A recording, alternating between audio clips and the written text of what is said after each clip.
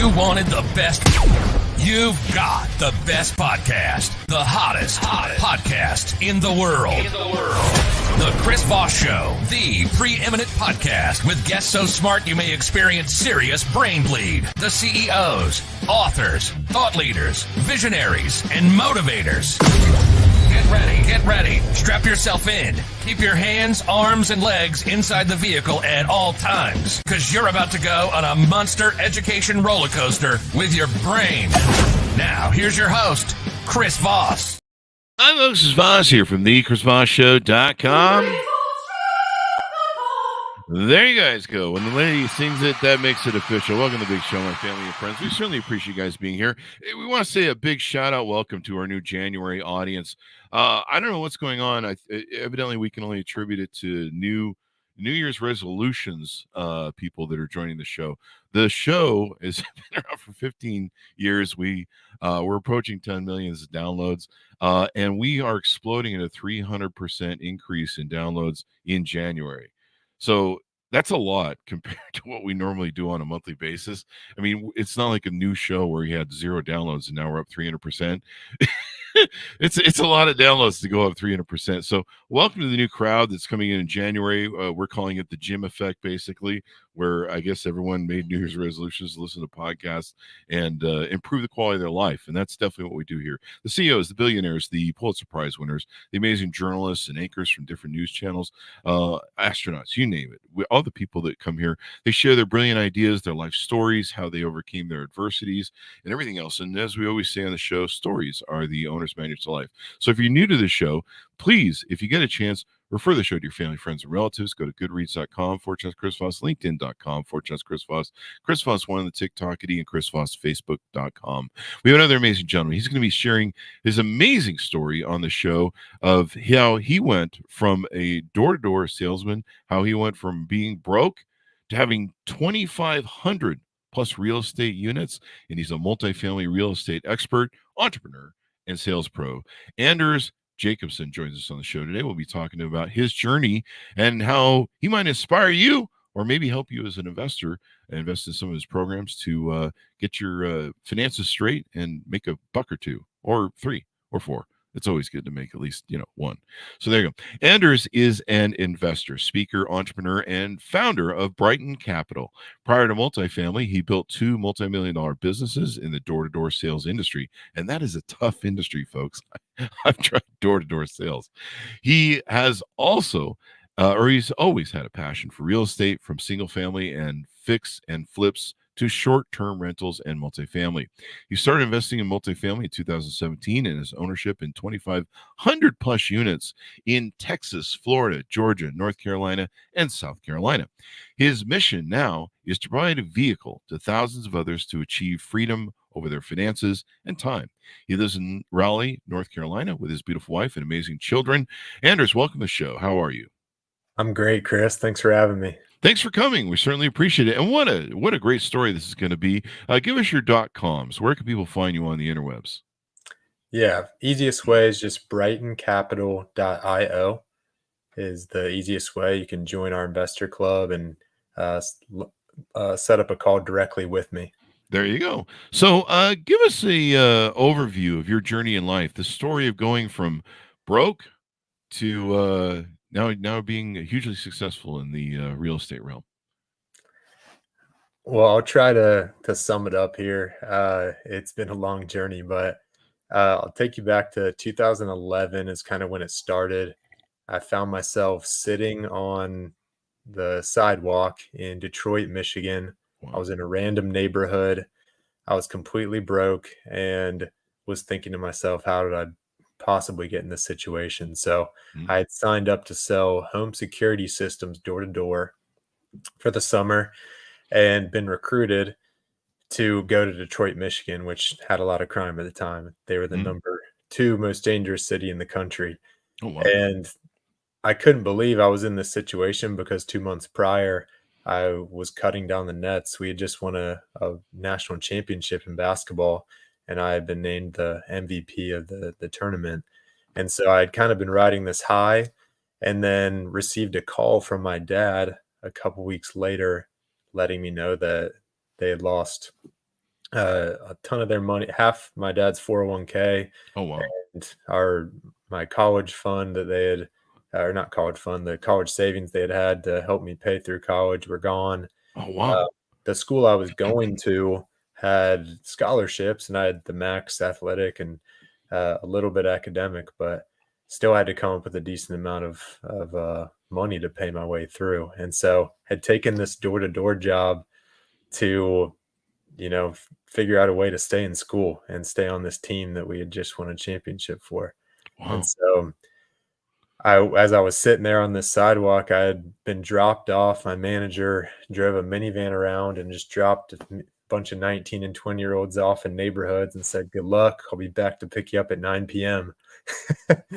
And so I didn't have a car. There was no way for me to get out of there. I had about 8 hours left until I was going to get picked up. And so I decided right there on that sidewalk, as cars were driving past me, looking at me like I was crazy, that I was I was gonna at least try. And so I had received a whopping 2 hours of training before I was put out there, and not just training. I was just shadowing my manager. So Mhm. I just saw what he did, and then he said, "Good luck." And so luckily, I had recorded his kind of sales pitch on my phone, Uh-huh. and so as I sat there, I pulled out a piece of paper and a pen, and I just listened to that sales pitch on repeat for about 30 minutes. And Uh-huh. I wrote it down line by line and then sat there and memorized it, and got up about an hour later, and I sold 2 deals that day. And long story short, I became the highest rookie salesman that summer, and ended up paying my way through school and kind of launched me into a door-to-door sales into the industry, and ended up starting 2 businesses in it. There you go. Ends up being a seminal moment in your life. Sometimes we have those bottoms or what seem like bottoms at the time or these markers where we go where, we make a decision and we say, enough of this. I'm not taking this anymore. I'm going to do something and I'm going to make this work. And, some people will fall to maybe doing a pity party for maybe a little while, or maybe they'll take a lifetime of pity party and play victim. But it sounds like you made the choice that, like, okay, well, I'm gonna pull myself up by the bootstraps and make this work somehow. Yeah, I mean, I Yeah. feel like when you really learn your true character when your back's up against the wall. Hmm. And I knew I was a fighter. I knew I was a problem solver, and that moment was definitely pivotal for me in putting it into action. There you go. It's interesting. I look back on some of those moments in my life, or some of the moments when I started a business. I said, let's quit fucking around with this. And I started a business. And then I look back and I think, Jesus, if I'd made a different choice, how different my life would be. Like, and you're just like, thank God you did that back then. Yeah. Um, What's funny is I was in school. My dad's a dentist, and nothing against dentists at all, but I was planning to take over his practice and become a dentist. And after being in sales for a few years, and then shifting into the solar industry is where I started my companies. I had 17 credits left before I took the test and applied to dental schools. And I left for the summer, planned to come back and finish up those credits. And I went to sell solar panels in Charleston, South Carolina, mhm. and it went so well, I never went back. I called Wow. my dad and told him that, "Hey, I don't think that I'm gonna be a dentist. At least I need to try this out." And to his credit, he's great and supportive and said, "Oh, I don't blame you. I'd do the same thing." But yeah, can't believe where my life would be if I didn't have that moment on the sidewalk. And you know what the great thing is? I don't know if you took it from this perspective, but learning sales, just the advent of sales, is one of the greatest skills, especially if you don't go to college, you can learn. Because if you learn sales and you get good at selling people and understanding people and being a good salesman, you can transpose that skill onto just about any industry. I mean, it's whether you want to be the CEO or an entrepreneur of your own company, whether you want to, sell housing like you're doing, or whatever you want to sling, really, sales slinging. It's not like did I just say a term from the 50s? But I'm old people. They're like, we can tell.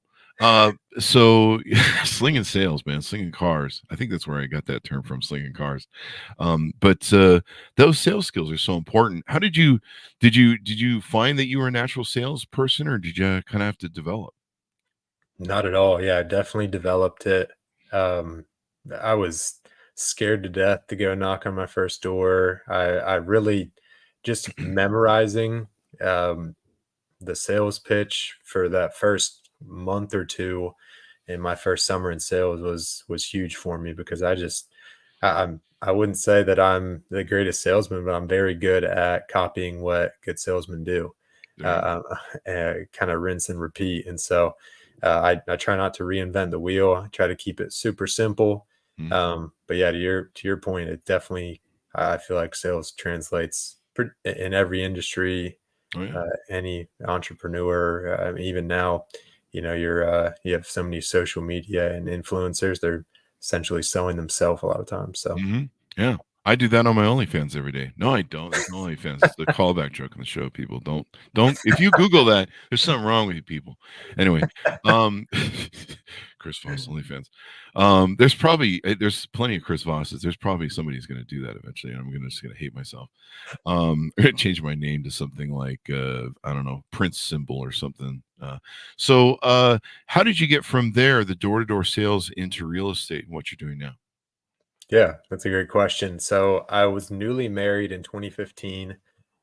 I thought I needed to start investing my money, and the only thing I'd ever heard anybody invest in was the stock market. And so I, like a great savvy investor, I put all our money in one stock because I heard it was going to blow up. And I was in the solar industry, and this was the largest renewable energy company in the world at the time. So I figured it was a safe bet. And long story short, the company went bankrupt. They Oh no. were doctoring the books, doing a lot of crooked stuff, and Mm, yeah, they went bankrupt, and we lost a large chunk of our money. And my wife stayed with me, luckily, and I remember thinking at that moment, to myself, like, this will never happen again. I'll never let this happen again. mhm. And Another one of those so seminal moments. yeah, I've decided at that time that I would figure out a better, safer way to invest our money. And I started reading tons of books, listening to podcasts, going to in-person events, and just studying what the ultra successful people in the world were doing. And the Mhm. one common denominator that I continued to find was they all invested in multifamily real estate Yep. and commercial real estate. And Mhm. so I took that knowledge and I started to implement it in investing in properties passively because as a salesman and then running my own companies, you're always working for your money. Mhm. It's this constant kind of hamster wheel of you make a bunch of sales, it's exciting, but then you wake up at zero the next day. Mhm. You're always starting at zero for the most part every single day, and it Mhm. was exhausting, draining, and you have sales commissions coming in, or if you're an entrepreneur and you sell your business, you have the sales proceeds, but then there's no other income source. And so I I found that multifamily real estate and commercial real estate could be a steady stream of passive income that was reliable and really could, multiply my income substantially with also receiving tax benefits. And so that's how I got into it. There you go. And you probably found like it was more of something that you could control as opposed to, what you invested in and they lost your money. Um, 100%. yeah. Yeah, I I mean, I, definitely. I learned that a long time ago about owning businesses and especially partners is like if you don't own it, you don't own a majority of it, you don't control it. It's not really yours. It can be easily taken away. Yeah, I joke with some investors when new investors when we first chat, and I say I love real estate because yeah, I can control it. It's very NOI based and the value based compared to I invest in a stock and the CEO of that company says something or does something on a podcast or puts out a tweet and the stock can plummet. It's you just never know, and you have no control over those companies you're investing in. Yeah. And so now you have more control. So you built it now into passive investing, and from passive investing to what you're doing now. Give us an overview in your words of what you're doing now and how you're doing it with Brighton Capital. So we at Brighton Capital, we find properties, 100 plus unit apartments, and we're branching out into other asset classes now in 2024. But we buy 100 plus unit apartments. We bring on investor partners Mhm. who want to invest in real estate but don't have the time, energy, or know-how. Mhm. And we buy these properties. They're completely passive. We operate, manage the properties, send them passive income every single month. And within 5 to 7 years, we sell those properties and return twice as much of their initial capital back to them. Nice. Now it mentions high quality commercial properties. I know there's different tier to different properties. Are they class A's, B's, or C's? Yeah, we buy class B Mhm. mainly.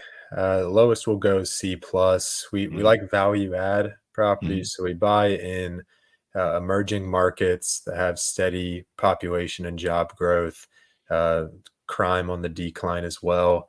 And we buy these properties, we renovate and update the units, really increase the living environment for the tenants and increase the curb appeal, and then we sell those properties. There you go. And what are some of the benefits of of investing in these sort of commercial properties in the areas that you're in? So huge benefit is one, I mean, you receive passive income stream, you diversify your portfolio if you're a heavy investor, but also you have a ton of appreciation because these markets are growing steadily. Like we just bought a handful of properties last year in Savannah, Georgia. It's Mhm. one of the fastest growing markets in the Southeast. And also we invested in markets like Charleston and Mount Pleasant, South Carolina. They're just heavy growth markets Mhm. that you're seeing so much migration from the Northeast, Midwest, even out west, Mhm. where they're not slowing down to just great weather, tons of job opportunities, and there's a lot of a forced appreciation in these markets. Definitely. I mean, there's been a huge movement I know into Texas from like California. A lot of people moved to California. In fact, I think Elon was a big proponent of that, and I think he's building something a new, I don't know, something for Twitter, I think it is, or X, whatever it's called this week, bankruptcy next week. Um, but there's all sorts of growth there. I've heard a lot of people moving there. I don't think some of them were happy with the ice storms in Texas and the cold, but Yeah. I mean, it only lasts for a little while. Poor Californians, they're used to sun 24/7, and they get a little cold and they lose their minds, but they'll live. Austin's a great place. Texas is a great place for barbecue. The only reason I don't live in Texas is because I would be eating barbecue 24/7. I weigh like 5,000 pounds. I whenever I go to Austin for South by Southwest, I'm like, I eat so much barbecue. I think I sweat barbecue on my pores for like a week later. It's way too much meat. But it's so good. So, what can you say? Now do people to invest in you? You've got some funds available, I understand. Tell us how those work. Yeah. So currently we have a few properties that we have LOIs out Mhm. on. We also are about to open a Airbnb or short-term rental fund. Oh, wow. But yeah, when we find properties, we always do due diligence first before we announce them. We make sure these properties are, we're actually going to keep them under contract, make sure we don't run into any major issues. And then we announce to our investor pool. We let them know. We do a webinar, announce the ins and outs of the process, answer any questions, and then if it's an opportunity they're interested in, we make it available to them. So do you guys have a community for investors or potential investors that can, they're up on what you guys are doing and can invest in future projects? Yeah, absolutely. So if you go to our website and join our investor club, you'll stay up to date. We send out newsletters, send out all future properties and funds that we make available so you have access to them. And then if anybody has specific questions, they have direct access to me being in the club. There you go. So do you work with accredited investors or non-accredited investors? How does that work? It's a great question, and this is a topic that many investors run into or have questions about. So most of our deals are 506c offerings, which means we only accept accredited investors. Hmm. And accredited investors, for your listeners don't know, Hmm. make $200,000 personally, 300,000 combined with the spouse, or have net worth of a million plus. Hmm. Is really the definition of accredited. And so, if you fit into that box, you're eligible to invest in most of our deals or all of our deals. Hmm. We do, unlike many other groups and firms, we really want to offer 506b offerings, which allow non-accredited investors, because Hmm. there's so many investors out there that want to get into real estate but are limited because they're not accredited. And so Hmm. uh, I have lots of friends and family who have fallen into that bucket, and being able to offer them opportunities like this with the same returns as an accredited investor would receive has been amazing for me, and I really love that. There you go. So there's opportunity there. So you talk about something called the five freedoms and helping people build wealth. Tell us what those are and how those work, if you would. Absolutely. So everyone, for the most part, talks about financial freedom. Some mention time freedom, um, but the five freedoms are financial freedom, time freedom, freedom of relationship, freedom of geography, and freedom of impact.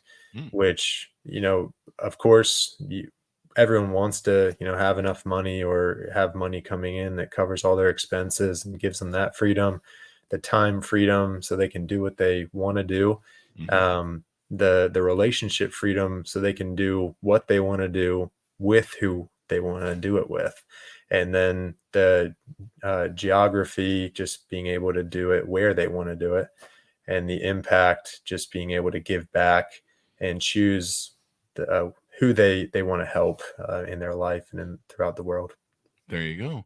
And so it makes all the difference in the five freedoms. You should write a book about this. Have you started a book yet?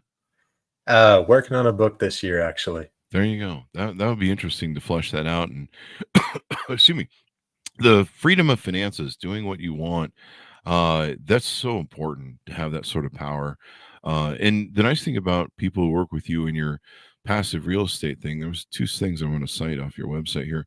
One is stability. Real estate is less volatile and has historically outperformed the S&P 500. So if you're looking for great returns, that's an ideal thing. And then of course, zero hassle with investors who receive passive cash flow.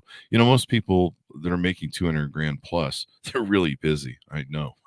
Yeah. um, and they just have insane amounts of busyness. And so they don't have a lot of time to do stuff, but they have the cash to invest in different projects. And so being able to put money into something that they don't have to have the hassle of, doing evictions and the termites, toilets, tenants, this breaks down, whatever. I know I have a few great friends that, they do their own personal real estate rentals and stuff. And some of the nightmares I see them dealing with, I've seen, they've had renters that they've evicted that have poured, concrete down down the, down the pipes in retribution. They're out there. I see them out there helping put on a new roof, and I'm just like, I'm not doing that. But they like it, but it's like work. That's how I mean, that's what pushed me into multifamily. Mm. Um, Specifically, I was investing in multifamily, but I had a few people in the industry who did fix and flips, wholesale, were just like, "Oh yeah, these what the numbers look like. You should try it," and it looked good. And Mhm. I thought it was going to be somewhat passive because I'd kind of delegated and had the right people in place. but it was not. And I could do a whole podcast or two just on one of my properties, but the story of the concrete you're just telling, I had a tenant who he didn't like the property management company that I had hired, and ended up smearing peanut butter and jelly on the walls and Oh, wow. dumping them on the floor right before we had a had a inspection. It was, yeah, there's all kinds of stories, but Wow. made me want to shift into multifamily and try to create a more passive lifestyle for my income. Yeah, I would never. I just walk in that and I just burn the place down and collect the insurance money. Or wait, is that mob talk? There you go. The freedom to of I'll get back to this then. The freedom of finances, doing what you want. That's really when you become successful, when you make a lot of money. You're the freedom to be able to do what you want. I've worked from home since what, 2004. um I was doing work from home, remote work, before long before you guys all joined me in COVID. uh and it was freeing being able to run my companies from different states. Well, not having to be in that state was great. The freedom of being able to do what you want is so important, and of course freeing up your time a little bit too, where you're not, when owning companies and being an entrepreneur is, it's a 24-hour business, 24/7. And people are like, hey, you going on vacation, Chris, on Labor Day? I'm like, what's this vacation you speak of in Labor Day? No, I do vacations, but we get away on weekends and stuff. But having the freedom is really important. Having the freedom of time, of course, plays into that. Freedom of geography, being able to go anywhere you want, whenever you want. If I want to take the rest of the day off, I mean, I have some appointments today, but if I want to take the rest of the day off after that and go do whatever I want, I can. It's pretty nice, partially because I'm single and I don't have any kids, and I can literally do what I want when I want. I can work anywhere in the world. Freedom of relationships with whom you want. That's the other reason I'm single. Let's leave that joke on the table. Freedom of impact while always giving back. Giving back is really important too. You feel so much better. You feel so much more gratitude and grateful for what you do when you give back to people and you see the impact you make, and you see the value of what you're doing and working so hard for means so much more than just kind of a selfish nature of it, where you're just like, I'm making a lot of money.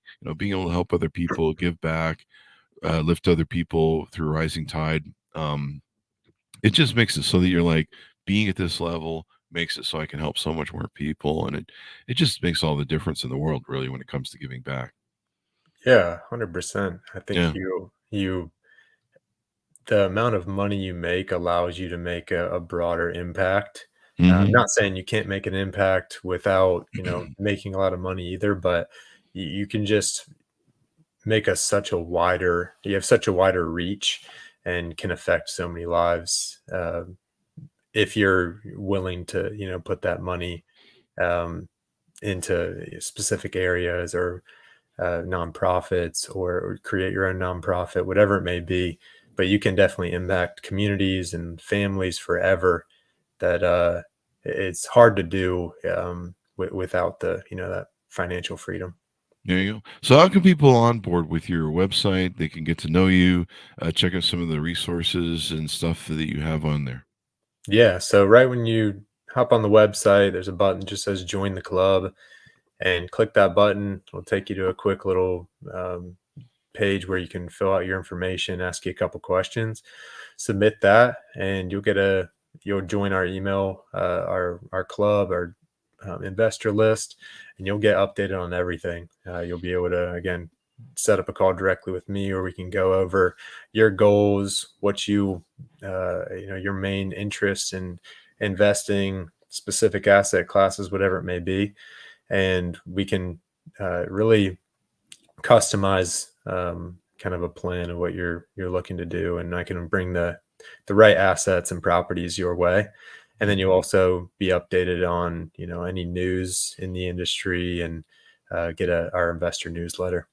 There you go. What's your outlook for the future of real estate and stuff? I think last I read, we're short about 7 million units in real estate in this country, where we just haven't built up enough to keep for demand. And there's there's a lack of inventory. And then, of course, a lot of the people in the housing inventory for single family residents, they refinanced at those, 1 to 2%, whatever was interest rates. They're not giving those homes up. They're not selling. They're going to hold on to those babies for probably forever. So we're kind of seeing this boom in the multifamily real estate because it's more affordable for a lot of Gen Zers and probably millennials a bit. What's your outlook for the future of real estate? Interest rates will probably be going down this year too with the Fed. Yeah, we hope so. We think that the rates will start coming down. Like you said, there's an extreme shortage of housing, and so there's no slowing down on the multifamily side. Mm-hmm. There's the largest gap we've seen between rental prices and mortgage prices in the last 50 plus years. So more and more people are renting because it's over $100 to $200 more to own your own property right now and pay a mortgage compared to renting. So that just brings in more and more renters. We also, I mean, during COVID, prices were just so artificially inflated. We saw a 20 to 30% price increase, and there wasn't really a reason for it. And so now we're seeing those prices to come down. We're getting a 20 to 30% discount, but kind of back to where properties should be. And we're able to acquire those and get creative on the financing side. Our last property, we were able to secure seller financing, which means we didn't have to use the bank. We're just paying the seller directly, and worked out, really customized the terms we wanted. And the property before that, we were able to assume the loan at 4.6%. So there's ways around the interest rates and what we're seeing now, but we definitely have to get creative, and we're able to secure properties at a lower cost. Where a lot of people really got themselves into trouble was during COVID. They bought properties and they secured kind of floating debt or short-term debt that had balloon payments. And so they were banking on a nice refinance after 2 or 3 years.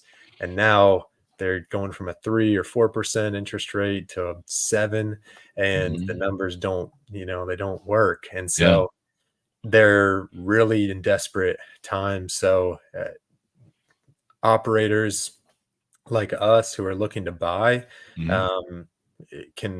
we can help each other out. It's kind of a win-win where they don't have to foreclose or lose all their investor money.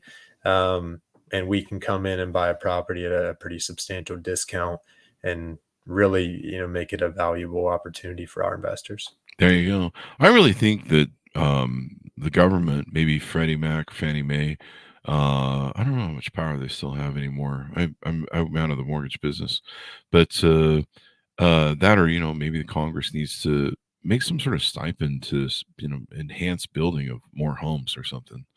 Like some sort of, I don't know, tax benefit. I mean, they already get a tax benefit deductions, but some sort of thing to kind of boost the home building market, I think. I don't know. Yeah, I mean, right now too, we're seeing a big drop off. We mainly, play in the value add space, which is properties that are built in the 80s and the last 40 years or so. And we come in, those properties haven't been well upkept or kind of been mismanaged or undermanaged. We'll come in and revamp them and make them look brand new, where a lot of people who are kind of their buy box or their playing field is in the construction. We're seeing a lot of them kind of take a pause. They're halting on, taking on new projects just because the cost of materials has skyrocketed. Yeah, And financing, so, a lot of them are actually reaching out to us and saying, "Hey, how can we help or invest in some value add deals while we kind of wait out this period and hope costs come down on materials?" Yeah, I think the Fed has finally figured out that we live in a different economy when it comes to M1 and 2 policy. And, normally they would cool the economy through layoffs and raising rates and stuff. Although we're seeing layoffs now, but the layoffs now are attributed to AI, not necessarily to the Fed costs of raising rates. And I think they've determined that we live in we also have a lack of employees in this country because the Gen X and some of the Gen X and the boomers retired early with COVID. We knew they were going to eventually leave the market, but they said we're fucking out of here in COVID, and they accelerated their leave, and so that's why employees have this more power in unions and stuff, and so there's going to be higher demand for them and what they're doing, and I'm sure that if people want to pull them across country, they can do it. But I think they've kind of figured out that that's the new normal, and that it's kind of okay to have an inflationary rate that's kind of operating a little high. They're just not going to be able to tame it because we kind of live in a hyper inflation sort of area because of the lack of enough employees, the lack of enough housing. It's kind of something they just got to figure out how to ride through until productivity, well, not productivity, but basically inventory supply opens up better. And I think AI is going to be that squeeze that kind of, we're getting into the technological Silicon Valley crap, but I think AI is going to be that squeeze that shortens that term where companies aren't fighting so much for employees because AI is kind of replacing that. So it's going to be a real interesting curve, but I think they're going to turn the interest rates down over the next year, and they're just going to realize a certain amount of productivity growth and maybe a little bit of inflation is kind of the new normal, because hopefully it trickles down to everybody. That sounds very Reaganish and very I just went full liberal. Don't do that, folks. Illiberalism is bad. But hopefully it will, start showing up in people's things, and it seems like it is. People are spending money, so what people are spending is so crazy. Although I think some of it's on credit cards, so it'll be an interesting ride. It's a different world than what the Fed was used to and what we were all used to. So we'll see how it plays out. Yeah, I'm waiting to see. I got the popcorn ready to see what happens this year because you just never know. I hear experts and in my industry, some saying they think it's going to start coming down soon, and others say I don't think it's going to start coming down at all until 2025. It's just everyone's guessing. Really, everything that what we can do on the real estate side in my industry, all we really can do is buy properties based on their value today and try to understand where we're at in a market cycle and where things are going to shift, and make our business plan accordingly. And if you do that, you're always going to be okay if you understand where we're at in the market cycle, because the ones who got into that bad debt a few years ago didn't realize we were at the peak of a market cycle. And you don't want to create a business plan to refi when you're at the peak and the all-time low interest rate. It's probably not your best move. So I've seen that movie. Understanding kind of the market cycle is key, but I don't know what's going to happen. If what I think we'll start seeing interest rates come down by Q3 of this year. And I think that it'll be a big year in real estate as far as multifamily goes, because I think people are going to be, again, desperate and needing to sell these properties left and right. We've already started seeing it. I think it's going to be even more apparent here in the next quarter or two. Definitely. Well, thank you very much, Anders, for coming on the show. We really appreciate it. Yeah, absolutely. I appreciate you having me. Had a great time. Great discussion. And what an inspiring story. How to go from being a door-to-door salesman who went broke, lost everything, even his college tuition, to 2,500 plus units. What a great story. What an amazing story. You got to write a book, man. You got to get that out on paperback so we can read that baby up. Because people need more inspiration. We all go through those dark times of like, wow, the world just turned against me. And so inspiring stories like yours take it to the next level. So thank you very much for coming on. Giveshoe.com so people can find you on the interwebs. Yeah, it's www.brightoncapital.io. There you go. Thank you very much, Anders. Thanks, Mountis, for tuning in. If you're new to this thing, because there's 300% of you that are new this month, go to goodreads.com/Chris Voss, linkedin.com/Chris Voss. Subscribe to the big LinkedIn newsletter and the big 130,000 group on LinkedIn. Go see us on youtube.com/Chris Voss, facebook.com/Chris Voss, Chris Voss1 on the tickety talkie. Thanks for tuning in. Be good to each other. Stay safe, and we'll see you guys next time.